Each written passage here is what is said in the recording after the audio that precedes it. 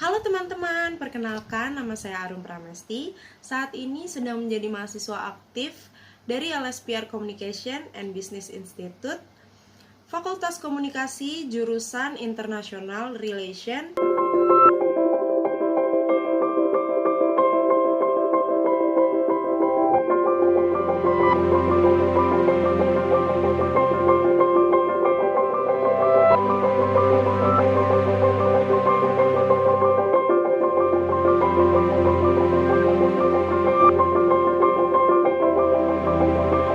Pada kesempatan kali ini, saya akan membahas perkembangan energi baru terbarukan yang ada di Indonesia. Seperti yang sudah kita ketahui, energi baru terbarukan atau biasa disebut EBT sudah diterapkan di Indonesia. Tercatat pembangkit listrik EBT sejak tahun 2011 mengalami peningkatan dengan rata-rata 10% setiap tahunnya. Indonesia adalah salah satu dari 195 negara yang telah menandatangani Kesepakatan Paris atau Paris Agreement dan satu dari 164 negara ditambah dengan Uni Eropa yang telah meratifikasinya. Dengan komitmen internasional ini, Indonesia memiliki target nasional untuk menurunkan emisi gas rumah kaca hingga 29%. Dan dari kondisi business as usual di tahun 2030 dengan usaha sendiri dan lebih jauh 41% dengan bantuan internasional. Komitmen ini mensyaratkan Indonesia untuk konsisten mengembangkan energi terbarukan utamanya di sektor ketenaga listrikan. Dengan perspektif energi sebagai modal pembangunan, energi terbarukan memiliki peranan penting dalam pendorong sistem ekonomi hijau berkelanjutan dan rendah karbon. Pembangunan dengan kesadaran jangka panjang telah menjadi tren pembangunan di seluruh dunia, menyikapi semakin naiknya polusi dan populasi dari kebutuhan manusia, serta kegiatan manusia yang telah menyebabkan kerusakan lingkungan. Indonesia sebenarnya memiliki potensi energi terbarukan yang tersebar di seluruh wilayah, meliputi sumber energi surya, sumber energi air dan mikrohidro, sumber energi angin, sumber energi panas bumi, sumber energi gelombang laut, dan sumber energi biomasa. Dalam konteks pembangunan berkelanjutan, konsumsi energi saat ini juga memiliki potensi untuk efisiensi dan konservasi energi.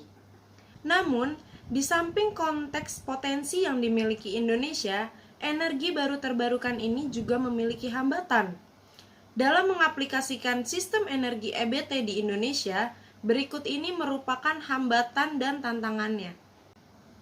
Yang pertama, harga listrik yang dihasilkan pembangkit EBT masih mahal, karena sistem energi pembangkit EBT masih sedikit dibandingkan sistem energi konvensional atau yang biasa disebut dengan PLTU. Yang memerlukan batu bara untuk menciptakan listrik, energi pembangkit EBT belum dilirik oleh banyak warga di Indonesia karena persaingan harga antara pembangkit listrik konvensional dengan pembangkit listrik EBT memiliki rentang harga yang cukup jauh. Pemerintah juga masih harus mensubsidi listrik bagi warga pedalaman yang mungkin sampai saat ini susah untuk menikmati listrik di rumahnya. Hambatan yang kedua, market yang belum terbentuk. Perkembangan pembangkit listrik energi baru terbarukan, penerapannya di Indonesia masih bisa dibilang sangat baru saat ini. Sehingga pembangunan terhadap EBT menjadi sangat lambat. Akibatnya, market yang belum terbentuk dan belum banyak pemain yang berani mengambil resiko untuk membuka market yang masih sangat baru ini. Yang ketiga, masih banyak bank lokal belum memahami betul bagaimana sistem bisnis EBT dapat berjalan. Developer lokal biasanya akan meminjam uang ke bank lokal untuk memulai bisnis.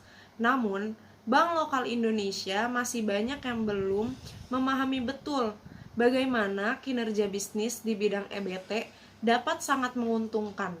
Akibatnya, banyak sekali bank lokal yang menolak untuk memberi pinjaman uang kepada para developer lokal yang ingin memulai bisnis di bidang EBT. Saat ini, bank lokal masih menatap bisnis EBT sebagai usaha yang sangat beresiko tinggi. Yang terakhir, hambatan keempat, jaringan pembangkit energi baru terbarukan di Indonesia masih belum didukung dengan baik. Dalam artian, energi yang diperlukan oleh pembangkit EBT merupakan energi yang sementara, karena sumber energi EBT hanya diperoleh secara manual menggunakan energi surya. Di balik seluruh hambatan dan tantangan yang sudah saya sebutkan satu persatu, Indonesia sebenarnya dapat mengatasi hal tersebut dengan berbagai solusi. Yang pertama, mengembangkan pembangkit energi baru terbarukan idealnya perlu diberikan inisiatif yang lebih seperti feed-in tarif atau intensif fiskal.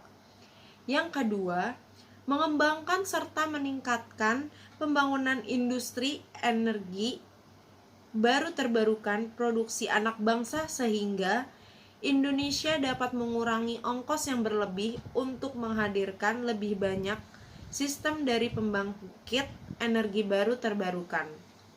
Komponen sistem sangat penting dipelajari lebih mendalam lagi.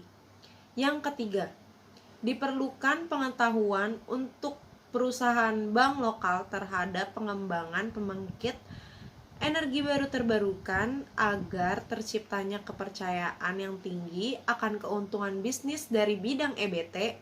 Kemudian, developer lokal bisa mendapatkan modal pinjaman yang didapat dari bank lokal tersebut. Dengan adanya hambatan serta tantangan yang harus dihadapi Indonesia untuk menerapkan energi baru terbarukan, kita bisa mengurangi sedikit demi sedikit produksi energi konvensional. Indonesia juga pasti bisa menemukan solusi yang tepat sesuai dengan potensi yang dimiliki oleh anak bangsa. Sekian informasi yang telah saya sampaikan. Semoga bermanfaat.